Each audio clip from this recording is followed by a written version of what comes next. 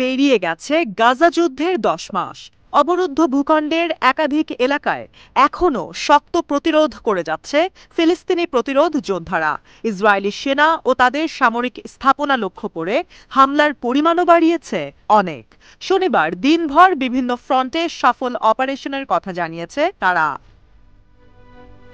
১৭ই August আল Kasam brigade গাজার দক্ষিণে তাল আল হাওয়ার ইউনিভার্সিটি কলেজের কাছাকাছি মেশিনগান ব্যবহার করে দুটি ইসরায়েলি সামরিক জিপে হামলা চালায়। সংঘর্ষের সময় সেখানে বিস্ফোরণের ঘটনাও ঘটে। এদিন আল-কুদস ব্রিগেডের যোদ্ধারা গাজার আল জায়তুন এলাকায় আলাইন মসজিদের কাছে আগে থেকে পুঁতে রাখা স্থল মাইনের মাধ্যমে একটি ইসরায়েলি সামরিক যানে বিস্ফোরণ ঘটায়। খান ইউনিসের উত্তরে আল কারারা এলাকায় অগ্রসরগামী ইসরায়েলি সেনাদের সাথে ভয়াবহ সংঘর্ষে জড়ায় ব্রিগেডের যোদ্ধারা। একই সাথে এক ঝাঁক রকেট দিয়ে রিম সামরিক সাইটেও হামলা চালায় তারা।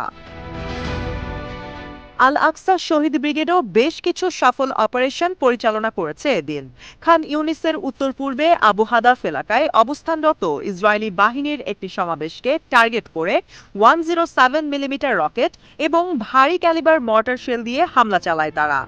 একই এলাকায় ইসরায়েলি বাহিনীর সামরিক যানবাহনের কনভয়কে টার্গেট করে মর্টার শেল ছোড়ে। এছাড়া দখলকৃত পশ্চিম তীরের নাবলুস শহরের বালাতা ক্যাম্পে ইসরায়েলি বাহিনীর সাথে সশস্ত্র সংঘর্ষে জড়িত হয় ব্রিগেডের যোদ্ধারা।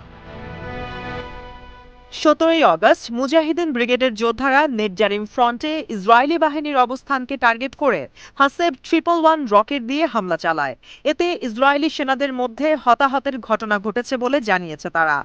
এদিকে রাফা শহরের পশ্চিমে তাল জোরবে একটি ইসরায়েলি সামরিক অবস্থানকে টার্গেট করে ভারী মর্টার শেল ছোড়ে শহীদ আবু আলী মোস্তফা ব্রিগেডের যোদ্ধারা। একই এলাকায় অভিযান পরিচালনা করেছে শহীদ ওমর আল কাসিম বাহিনীও। সেখানে তাদের যোদ্ধারা আরপিজি শেল দিয়ে ইসরায়েলি সামরিক বুলডোজারে হামলা চালায়।